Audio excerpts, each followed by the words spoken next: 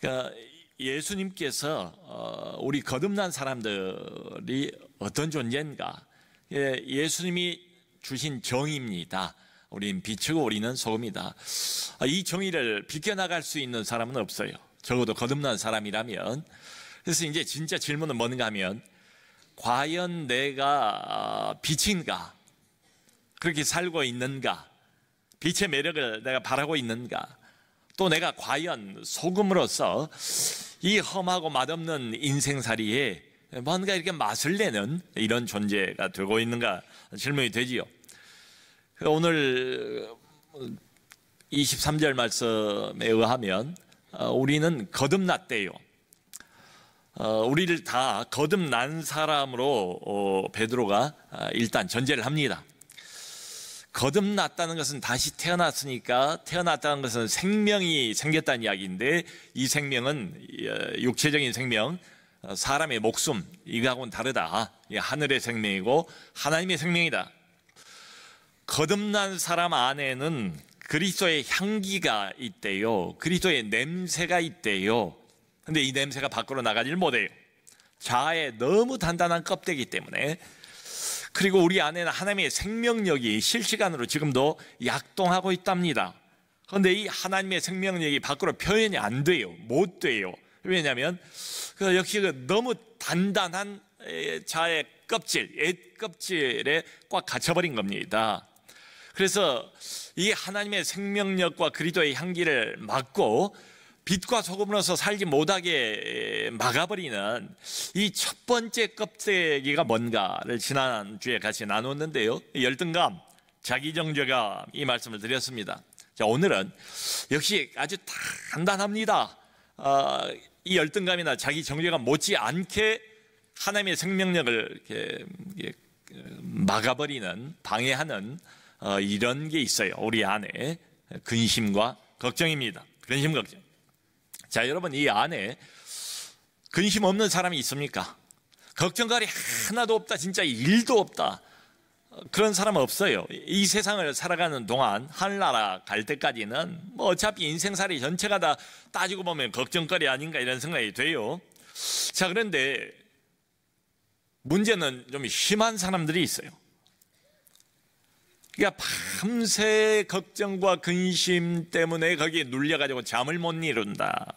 잠을 못 이룬다. 그리고 24시간 걱정을 머리에 이고 사는 것 같은 이런 사람이라고 한번 생각을 해보세요. 견디겠습니까? 일어나서부터 밤에 잠자리에 누울 때까지 이 걱정 저 걱정에 계속 시달리는 거예요. 견디기 어렵지요. 문제는 이 사람이 거듭난 신자입니다. 하나님의 백성입니다. 그러니까 거듭난 사람인데 걱정과 근심에 사로잡혀 있는 거듭난 사람, 좀 말이 안 맞지만 이 현실이에요. 우리가 이제 서로 인사를 나눌 때에 샬롬이라는 인사를 성경 보면 많이 하지 않습니까? 하나님의 평안을 서로 빌어주잖아요. 그런데 샬롬은 온데간데 없이 사라져버리고 그저 불안이 가득하고 그 불안에 사로잡혀 있고 불안에 쩔쩔매고 있는 거듭난 사람이 그림이 안 맞아요. 근데 이게 현실이에요, 많은 경우에. 그러니까 이렇다면 이 사람 자체가 빛이 아니라 어둠 아닌가? 이 사람 자체가 소금이라기보다는 시체말로 이 맛이 가버린 이런 사람 아닌가? 이런 생각이 들죠. 제가 아주 잘 아는 그 지인 중에, 우리 교회는 아닙니다, 우리 지인 중에 이런 분이 있어요. 그러니까 처음에 그분을 보고 신통했습니다. 어떻게 이럴 수가 있나? 좋은 일이 생겼는데도 전혀 즐겁지가 않아요. 경사입니다. 좋은 일입니다. 모두가 축하하고 모두가 기뻐하는데 혼자만 불행해요. 혼자만.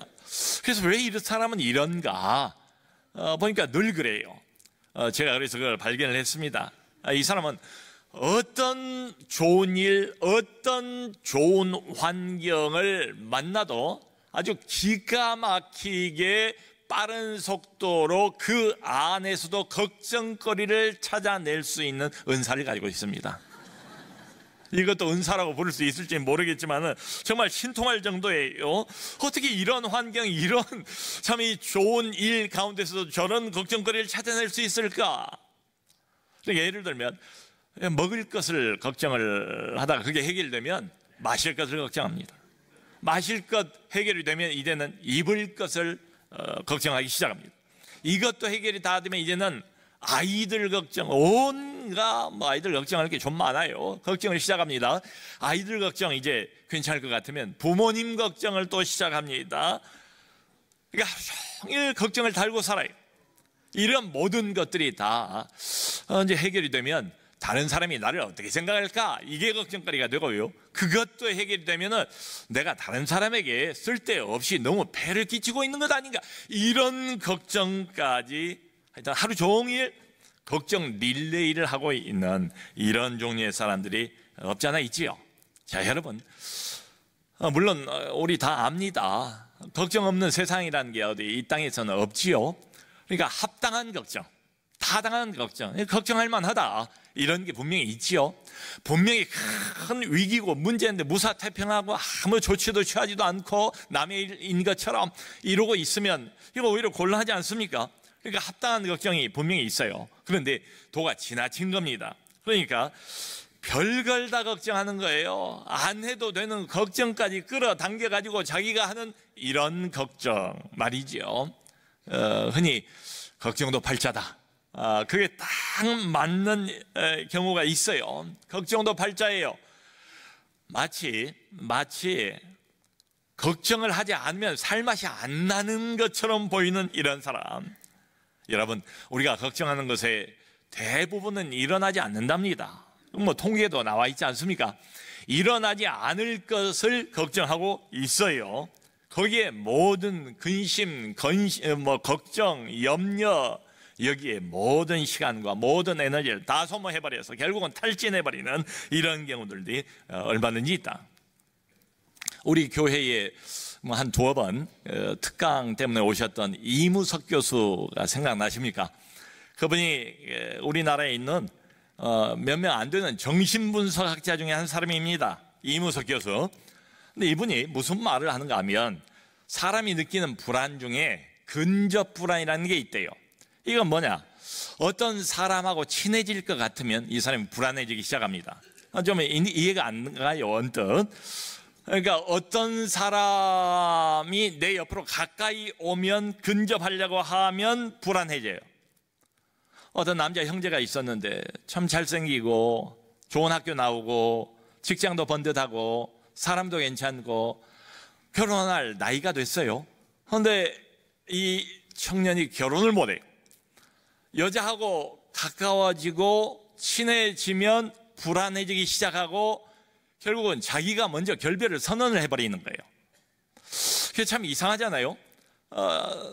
결혼을 하려면 상당히 가깝고 친해지고 마음을 열고 소통하고 스킨십도 하고 이래야 이제 결혼으로 이렇게 점점 들어가게 되는데 그러지를 못하는 거예요. 그러니까 영화관 같은 데 가면 바로 옆에 앉잖아요. 그럼 불안한 거예요. 공원 벤치에 앉아서 참 좋은 시간, 로맨틱한 시간을 가지려고 하는데 옆에 가까이 여성이 오면 이 청년은 불안을 견디지를 못하는 거예요. 그래서 더 가까워지기 전에 자기가 먼저 헤어지자고 이야기를 한다는 거예요. 그러니까 결혼을 못했지요. 알고 봤더니 이게 왜 그런가? 아주 옛날에 거절을 당한 거예요. 거절에 대한 상처가 있어요. 자기가 버림을 받은 거예요. 그 버림받은 상처가 트라우마가 돼버렸어요. 그러니까 어떤 사람하고 가까워지면 자기도 모르는 사이에 무의식적으로 그 거절에 대한 상처가 떠오르면서 자기 마음을 지배해버리고 근심과 걱정과 불안이 막 새록새로워지는 거예요. 그러니까 나이가 들었는데 이 사람이 결혼을 못한 이유가 뭐냐? 눈이 높아서 그런 게 아니에요. 다른 사람들이 볼 때는 그렇게 오해하는 경우도 많다는 거예요. 눈이 높아서 그런 게 아니고 일종의 대인기피증이에요. 그 상처가 너무 심하고 아직까지도 자기를 지배하고 있어서 또 내가 거절당하고 버림받을까 그게 두려워서 자기가 먼저 거절을 해버리는 케이스다. 이게 근접 불안입니다. 자, 여러분, 우리가 타고난 기질, 그리고 여기까지 나를 끌고 온 그 기질 때문에 근심과 걱정이 좀 많기도 하고, 아니면 어떤 특별한 과거의 어떤 부정적이고 어두운 사건의 상처가 아직도 남아있어서 내게 근심과 걱정과 불안을 유발시키는 경우도 있다. 자, 그런데 어쨌거나 공통점은 뭔가 하면, 여러분, 근심의 생각, 걱정의 생각, 또 근심과 걱정의 느낌을 우리가 마음대로 조절할 수 있습니까? 마음대로 우리가 조절할 수 없어요. 잘 안 돼요, 조절이. 조절이 되면 밤을 새겠어요? 조절이 되면 뭐 상담실이 잘 되겠습니까? 마치 이게 거미줄 같아요. 무슨 끈끈이 주걱 같아요. 걱정과 근심이 내 마음에 딱 달라붙어가지고 나를 놓아주질 않아요. 떨어지질 않아요. 이래도 저래도 이게 없어지질 않아요. 자, 여러분, 기질이라는 것은 바꿀 수가 없습니다. 하나님이 주시는 건데, 내가 타고난 건데요, 바꿀 수 없어요. 한번 일어난 과거의 어떤 상처, 그것도 이미 일어난 과거의 사실이에요. 이걸 어떻게 바꾸겠습니까? 바꿀 수가 없어요. 그런데 그건 안 돼요.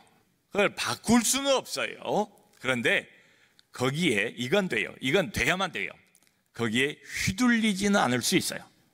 거기에 지배당하지는 않을 수 있어요. 지금 우리가 오늘 생각해야 될 게 바로 그겁니다. 내 기질을 바꿀 수는 없다. 내 기질을 휘둘리지는 않을 수 있다. 과거에 일어난 어떤 사건, 아픈 상처, 쓰라린 추억, 이걸 일어난 사건을 바꿀 수는 없다. 그런데 거기에 내가 지배당하지는 않을 수 있다, 이 말이죠. 자, 여러분, 먼저 알아야 될 것은 이겁니다. 하나님이 우리를 사랑하시고 하나님이 특별 관리를 하시는 걸 우리가 믿잖아요. 거듭난 사람들은 다 하나님의 생명을 가지고 있는 사람들이잖아요. 하나님의 자식이잖아요. 자기 자식에게 관심 없는 부모가 어디 있어요? 그런 차원에서 우리 하늘 아버지께서 이 땅을 힘들게 살아가는 우리 모든 사람에게 지극한 관심을 가지고 있다는 것은 사실입니다. 자, 그런데 중요한 것은 그 다음입니다. 그렇다고 해서 하나님이 우리가 가지고 있는 이런 걱정과 근심의 생각, 걱정과 근심과 불안의 느낌을 자동적으로 스톱시켜 주시는 것은 아니다. 하나님은 우리를 로봇으로 만들기를 원치 않으세요. 자, 그러므로 우리가 이걸 다뤄야 되지 않습니까? 어쨌든 여기서 빠져나와야 되잖아요. 거듭난 사람인데, 빛과 소금이 되어야 할 사람인데 말이지요. 어떻게 해야만 될 것인가?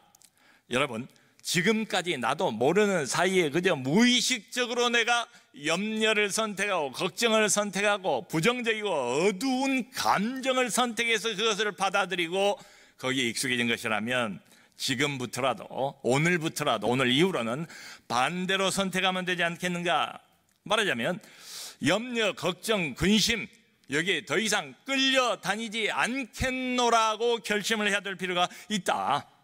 말하자면 지금까지는 염려와 걱정과 근심이 아주 최첨단의 자동화 시스템이 되어 있어서 무슨 문제를 만나면 그냥 그게 돌아가기 시작하는 거예요. 거기에 나를 방치해버렸어요. 나라는 사람은 그러려니 이 문제 염려할 문제잖아, 저 문제 걱정해야 할 문제잖아, 그러면 걱정 안 하면 어쩌란 말이야, 이렇게 합리화를 시키면서 여기까지 염려, 걱정, 근심, 불안에 시달려 왔습니다. 지배를 당해 왔습니다. 노예처럼 우리가 거기에 복종했습니다. 그런데 오늘 이후로는 결정권은 나한테 있는 거예요. 자동문을 선택할지 수동문을 선택할지, 이 걱정의 생각을 내가 받아들일지, 저 근심의 그 느낌을 내가 받아들일지 거절할지를 결국은 내가 선택하는 것입니다. 오늘 이후로는 이 걱정과 근심의 폭군과 같은 압제에 내가 더 이상 휘둘리지 않겠다라고 단호하게 거기에 맞서서 선포를 하는 겁니다. 더 이상 나는 끌려다니지 않을 거야. 여러분, 성경 안에는 참 다양한 인간들 이야기가 들어와 있잖아요. 다 거듭난 사람들입니다. 하나님을 잘 믿는 사람들이에요. 근데 애나 지금이나 보면 인생살이가 걱정, 근심, 불안 이런 걸로 가득 차 있잖아요. 그러니까 그런 이야기가 굉장히 많아요. 시편 42편을 보면 이 시인이 대단한 어려움에 처해 있습니다. 이게 걱정과 근심에 팍 짓눌려 있어요. 그냥 불안이 스멀스멀 뭐 벌레 기어다니는 것처럼 막 그렇게 자기 인생을 갉아먹고 있는 중에 쓴 시편이 시편 42편이에요.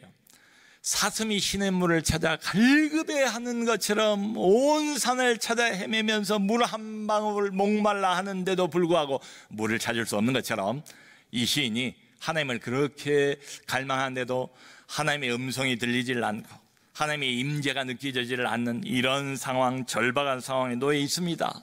그러니까 완전히 마음이 눌려서 절망 상태에 빠져서 음식도 안 먹고 밥 생각도 안 나고 주야로 눈물만 흘린대요. 눈물이 내 음식이 되었나이다라고 고백을 해요.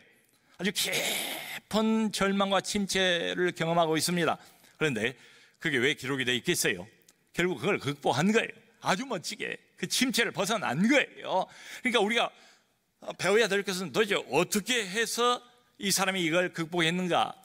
이 근심, 염려, 불안을 박차고 상황을 역전시킨 시발점이 뭔가 하면 시인이 이렇게 말합니다. 내 영혼아, 내가 어찌하여 낙심하며 내 속에서 불안하여 하는고? 여러분, 우리 안에는 하나님이 만들어 놓으신 세 사람이 있어요. 거듭난 자아가 있습니다. 하나님의 약동하는 생명력을 힘입고 그것을 먹고 마시면서 믿음으로 전진하기를 원하는 새로운 자가 있어요. 분명히 있습니다. 그런데 그것만 있는 게 아니고 우리의 옛 껍데기, 옛 자, 불신앙의 자, 여전히 부정적으로 보고 여전히 어두운 쪽만 보고 여전히 근심과 걱정과 불안의 자동 시스템에 자기를 쉽게 맡겨버리려고 하는 옛사람, 옛자도 있습니다. 그 불신앙의 자를 향해서 이 시인이 뭐 하고 있습니까? 내 영혼아, 내가 어찌하여 낙심하면 내 속에서 불안하여 하는고? 이 옛자, 이 불신앙의 자를 꾸짖고 있지 않습니까? 거기다 대고 설교하고 있지 않습니까? 염려와 근심에 더 이상 끌려가는 게 아니라 거기에 과감하게 맞서지 않습니까? 두 발을 딛고 우뚝 서서 다시는 너의 근심, 너의 염려, 너의 불안, 그 생각, 그 느낌 내가 거기 따라가지 않을 거야 단호하게 선포하고 있지 않습니까? 여러분, 바로 이게 출발점입니다. 이게 출발점이에요. 하나님이 대신해 주지 않아요. 목사가 이거 대신해 주지 않습니다. 여러분 스스로가 해야 돼요. 하나님은 그렇게 하기를 바라세요. 더 이상 하나님의 백성이고 하나님의 생명을 가지고 있는 거듭난 사람이 염려와 근심에 24시간을 방치해버리고 거기에 사로잡혀서 빌빌거리는 하나님의 백성, 이상하지 않아요? 하나님께 영광이 되겠습니까? 예, 하나님이 원하시는 거지요. 자, 그러므로 여러분 스스로 한번 자문을 해보시면 좋겠어요. 지금 내가 하고 있는 이 염려가 타당한 것인가? 내가 가지고 있는 이 걱정, 내가 머리를 싸매고 완전히 사로잡혀 있는 이 근심이 과연 합리적인가? 타당한 것인가? 많은 경우에는 그게 타당하지 않아요. 그렇게까지 걱정할 문제 아니에요. 걱정한다고 해서 무슨 그게 유익이 되지도 않아요. 그런데 내 안에 오랫동안 묵혀두고 방치해두었던 이 걱정의 자동 시스템, 이게 그냥 돌아가요. 돌아가, 저 혼자 자동적으로요. 이걸 방치해두었다. 내가 너무 오랫동안, 그러니까 내 영혼아 라고 맞서서 이 걱정과 맞서서 근심과 맞서서 대결을 해본 적이 없고 그냥 내버려둔 거예요. 그러므로 이제부터는 여기에 끌려다니는 대신에 이 걱정의 단단한 자아의 껍데기야, 하나님의 생명력을 꼭꼭 묶어놓고 있는 이 근심과 불안의 거짓 느낌아, 내가 다시는 너에게 끌려다니지 않을 거야. 끌려다니는 대신 그걸 스톱시키시기를 바랍니다. 그것을 결정하셔야 돼요. 그걸 선택하셔야 됩니다. 자, 여러분, 그러니까 이 시점에서 의지적으로 하나님의 말씀을 우리가 자꾸 기억할 필요가 있어요. 내버려 두면 나라는 사람은 너무 오랫동안 이게 익숙하게 오래 입은 옷이 편하잖아요. 그런 것처럼 자동으로 걱정, 근심, 온갖 염려, 그리고는 이어지는 불안, 이게 다 연결돼 있어요. 그러니까 내가 의지적으로 하나님의 말씀을 기억할 필요가 있다. 하나님의 사랑하심과 하나님의 전능하심을 스스로에게 상기시킬 필요가 있다. 하나님의 보호하심과 하나님의 인도하심을 스스로에게 상기시킬 필요가 있다. 예수님이 그런 말씀 하시잖아요. 성경에 얼마나 많은 구절들이 우리의 염려와 걱정과 근심에 대해서 이야기하고 있습니까? 목숨을 위하여 무엇을 먹을까? 무엇을 마실까? 무엇을 입을까? 염려하지 말라. 이 모든 것이 필요하다는 것을 너희 아버지께서 아시느니라. 내일 일을 위하여 염려하지 말라. 내일 일은 내일이 염려할 것이요 너희의 염려를 다 주께 맡겨버리라. 이는 주께서 너희를 권고하심이라. 아무것도 염려하지 말고 오직 모든 일에 기도와 간구로 너희 구할 것을 감사함으로 하나님께 아뢰라 등등 말이지요. 그런 말씀들을 의식적으로 붙드셔야 돼요. 그게 믿음입니다. 여러분, 최근에 제가 무슨 일이 있어서 어떤 분에게 닉 부이치치라는 사람 많이들 아실 거예요. 닉 부이치치의 동영상을 몇 개를 이렇게 보내드렸습니다. 근데 이 닉 부이치치는 두 팔이 없어요. 두 다리도 없어요. 장애인들은 여기저기 계시지만 두 팔과 두 다리가 없는 이런 장애인은 흔치는 않지요. 근데 이 닉 부이치치가 본인이 그렇게 이야기를 해요. 8살 이후로 3번이나 자살을 시도를 했대요. 그 어린 나이에 삶에 희망이 없는 거예요. 자기가 봐도 어린 나이에 자기는 이 세상에 있어서는 안 되는 이런 사람으로 생각을 했는가 보지요. 3번이나 자살을 시도를 했답니다. 그런데 지금은 이 사람이 어떤 사람이 되어 있습니까? 온 세계를 돌아다니면서 모든 세계인들에게 희망을 나눠주는 희망 전도사 역할을 하고 있잖아요. 이 닉 부이치치가 미국 뉴욕 타임즈의 베스트셀러 작가예요. 전 세계 55개 언어, 전 세계에 55개라면 거의 다 커버가 될 것 같아요. 55개 언어로 이 사람의 책이 또 번역이 되어 있어요. 근데 닉 부이치치가 뭐라고 말하는가 하면, 하나님은 당신을 위한 계획을 반드시 가지고 있습니다. 문제는 그 계획이 우리 눈에는 보이지 않는다는 것입니다. 그러므로 이때에는 믿음이 필요합니다. 우리에게 믿음이 필요합니다. 내가 절망하고 있었을 그때에 지금 이런 일을 하게 되리라는 것을 누가 상상이나 했겠습니까?